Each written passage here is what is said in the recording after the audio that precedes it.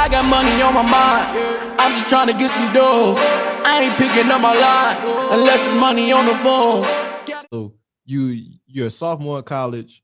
You get this internship at PwC, and you mentioned in there you had the resume, and you also said earlier you were helping people like with LinkedIn and all this stuff. So I want to know, like, when did like that kind of brand resumes, the idea for it start? Because I seen like you were picking up the skills before you really like went ahead and launched it. Yeah, a lot of times, like, you gotta look at like what you're really good at. And so because I was part of the clubs, right? It goes back to because I was part of the clubs, because I was just so in the professionalism space, like one of the biggest things is the resume. And I really got, in tune with what that really looks like when I was like, trying to prepare for like the internships and trying to prepare to kind of just be seen when you're going on these networking events. You best believe I have my resume with me. And so it dates back to like, honestly, sophomore going into junior year, where again, I already had the internship experience that was dope. But I was always a hustler, right? I always was still like an entrepreneur inside. Like I remember back to being like 13, 14 shovels snow for $50, $60 a pop. I remember selling like, just things on the side. So I've always like had a hustle in me. And I always realized that like, okay, working for somebody's going to be great because that's cash flow. But again, like wealth, we talk about wealth and being rich. And I think there's a big difference between rich and wealthy, right? Rich is temporary, wealthy is forever. And I wanted to be wealthy. And I realized that the only way to do that is to have ownership. And so as early as 20, 21 years old, even though I had the internship, I was already getting ready to lock in the job. Funny enough, lock in the job after the internship. So that $75,000, they actually sent me that offer a year before I graduated. So I went into my senior year with a job. And so what happened is, although I had the job lined up and all that, I was still hungry. I still was not going to just settle. So I was looking at around the different things that I could do, because the first business I did, it had flopped. Like we raised like $3,000 for it. I was pitching it at business plan competitions on campus. And I went over to, I think it was we went traveled and pitched that stuff, but it had failed. And I was like, you know what? It wasn't really a failure. It was like a learning lesson, but I was like, I'm not going to just, even though I had that small failure, I still was just still hungry. And so I said, what could I do? And I realized that the reason that I was so successful and the reason that I was like taking off was because I was able to get in the door.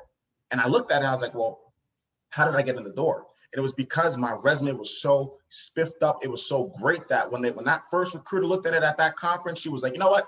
I'm gonna give this guy a shot, right? Race, religion, ethnicity, nothing mattered. It's how do you look on paper, right? And so I was like, well, if I can help as many people on campus with their resumes and then make them look good, I know that that'll be able to get people in the door, because I just wanted more people to be, come from this non-target school to be successful. So that's when it clicked. I was like, wait, that's a needs-based business. So I said, all right, cool. I did the research. I was on campus crazy. I literally, since I was a part of fraternities, a part of so many different clubs, I had a network. So I literally, old school days, I literally created a Google form. I have it to this date. It dates like 2017, like March. I went to 20 organizations on campus, hit up the presidents, the VPs, like, yo, can I come to your club? I went to 20 clubs and fraternities.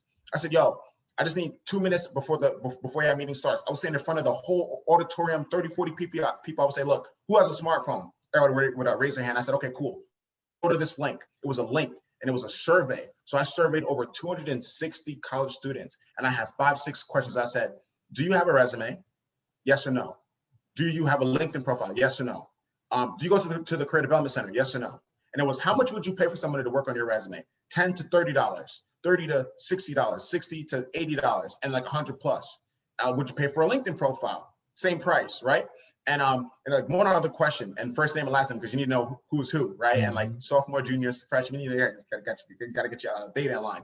And so survey said, after I looked at all the numbers, right, that like 80% of people would pay anywhere between $40 to $80 for someone to write their resume.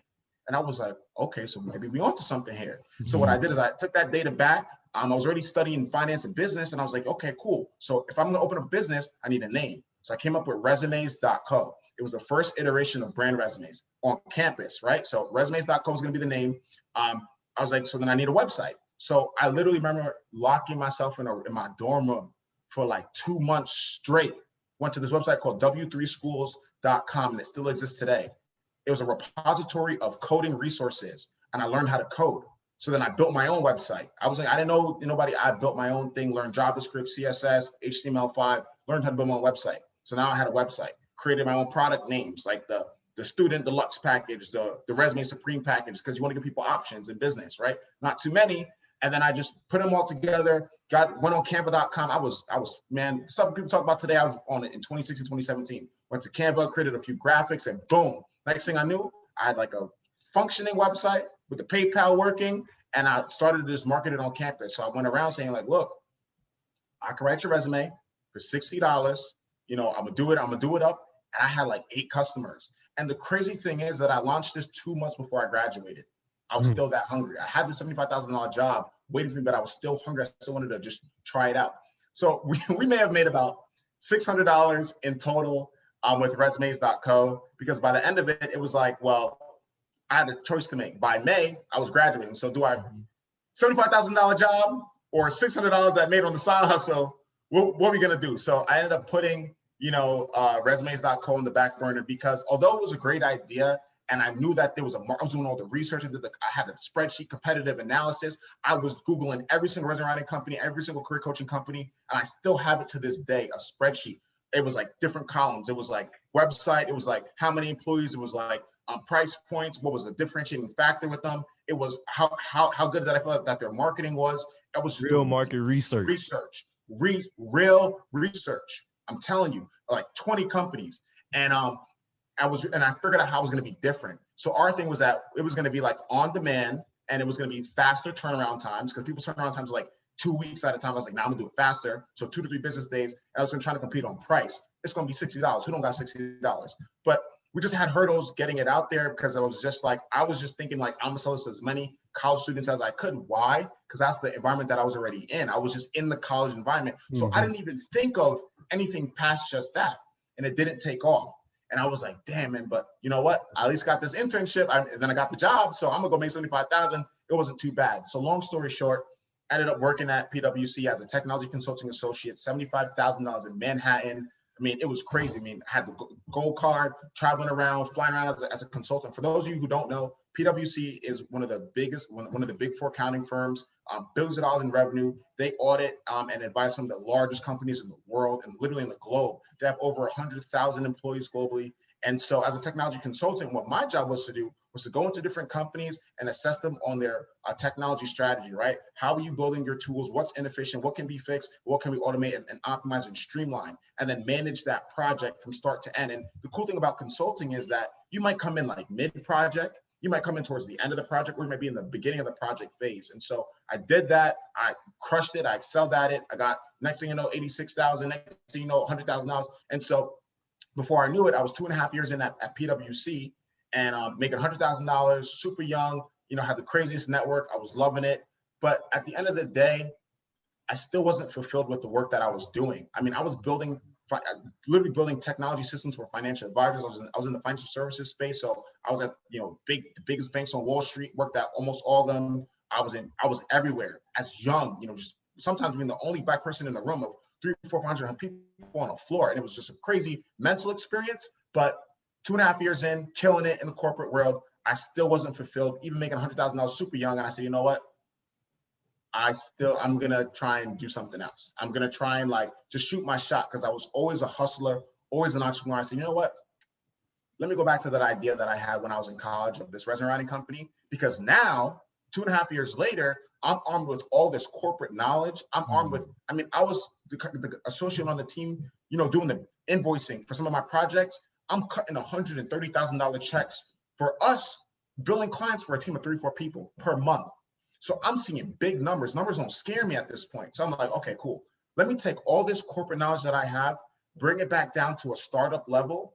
And what I did is I rebranded. So it wasn't called resumes.co anymore. It's called BrandResumes.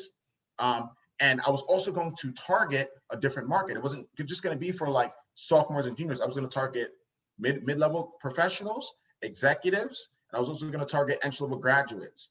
And next thing I knew, I figured out where we were going to be able to make money from this. I went to Upwork. I found a little developer, because I realized that one of the biggest challenges with the website was good before, but it wasn't great. So I ended up going on Upwork. I found a developer, and then he kind of subcontracted and put me to another developer, which ended up becoming our CTO today. Crazy story. And for $600, we powered through, built the website, all while I was still working at PwC, collecting my checks, doing my thing on the side, building on my little empire, right? So got the website, I rebranded it, put like the price point. Nah, I'm not doing $60 a resume no more. We're doing $150 because there's something called perceived value. And perceived value is the value in which people are going to perceive it. And typically the higher priced goods, people think that it's worth more. It's actually worth the money. It's a psychology play. So pricing strategies is very important in business, right? And so I increased the prices to increase the perceived value of the services. And I figured out ways in which I could differentiate myself again. Literally same concept as before, relaunched it May of 2019 with our co-founder, Amit Nath, who I tapped, one of my high school, best friends, and we're going to do this thing. And he was working on Wall Street as a sustainability analyst. And he got his master's like, Amit, I know we were on a separate paths, but I really think there's something here. So he ended up quitting his job. And I was still working at the time. We launched it May of 2019 and it took off like wildfire, hockey stick growth. First month, $4,000 in sales. Second month, $10,000. Third month, $15,162. I remember to this day, the amount of money we made that first 3 months. And then it was like fourth month, we had $25,000 a month. And we were still working. I was still working full time. So that's the story of how BrandResumes started. And it was crazy because it was really just leveraging everything that I knew, but the different market, because I realized that mid-career professionals, which is you've been in your job anywhere from 5 to 10 years, you already past like you're in the resume space, you know how to update your stuff. So these people, maybe making $80,000, $90,000, they'll pay $150, $200. And the crazy thing is, we started at $150 and we realized that people were just buying it like hotcakes. He was like, you know what, let's raise the prices. In 2 months, it was $199. People still buying it like hotcakes. Another 2 months, we raised prices again, $299. People were still buying it like hotcakes because a needs-based business means that people will need it. And if they don't want to put that time and that effort, they will pay for someone to do it. And when you brand yourself as an expert and you find a niche, because I also said, let's focus on a few industries. We're going to be in financial services, technology, legal, education, HR, right? And it was cool because now you put it in a box to where when people come to your business, if they can fit in a box, meaning that, okay, I'm an entry-level graduate and I'm a technology guy. Okay, this package is for me. I'm an attorney and I'm an executive. Okay, here's the executive package. That's for me. And so psychologically, we put people in boxes and they would come to the website. They can identify with a product without no talking, they're purchasing it. And that's essentially how it got started. And it was just like wildfire. Our calendar would be booked 60, 70, 80 meetings a week. And what we do is 15-minute consultation. So you get on a 15-minute consult and you talk your stuff. Okay, who are you? You talk about, where you're looking to go. I'm telling you about my packages and the process. And in that 15 minutes, and most times 10 minutes, $800, $400, and people are just buying it because they need it, right? They don't want to spend the time working on it themselves. They don't want to spend the time having to, find the old resume and then it's like, you're an expert in this. You know my terminology. All right, I'm gonna rock with you. And man, it's just been crazy. And it was just, it got to the point where 6 months in, we launched it in May of 2019. By October, I quit my job. We was grossing $30,000 and I'm only making $4,000 after taxes as $100K on salary. I said, I'm out of here. And ended up jumping full-time into entrepreneurship, October, I believe 23rd of 2019. And I never looked back since. And so it was crazy because it was that small idea when I was in college and I couldn't even get people to buy a $60 resume. But the tenacity and the grit and just knowing that it was always a good idea. It was $1 billion market. I did my research, I did my homework. And I just needed to get the corporate, or not even corporate, I just need to get the real business acumen to just say, okay, now I know what's up. And that's kind of how we got started. And that's kind of where we've been following that trajectory since. Hey, my brother, I just gotta say that pressure, but that story was a great lesson in entrepreneurship for anybody. Just because, like, if you couldn't find value in that, like, there's no such thing as a failed experience or a failed venture. Like you said, you had that first business, kind of flopped, but that first business led you to the second business. In the second business, you had the idea and you had a proof of concept, but you even had people buy. People, and it didn't work out the way you thought, but you worked, you did your thing. And I'm pretty sure while you was working in corporate, you probably weren't even thinking about this no more. Like you weren't thinking about brand. It's in the back of my head. No more. But it's a compounding effect. That's what I want people to understand. Like everybody wants stuff to happen overnight. You said it had this hockey stick explosive growth, but it wasn't just because you just had this idea out of nowhere and like it happened. This is 3 and 4 years compounding on each other before it happens. I just need people to understand that, because a lot of times right now, especially in today's climate, everybody wants the big win, but they don't understand what goes into the big win.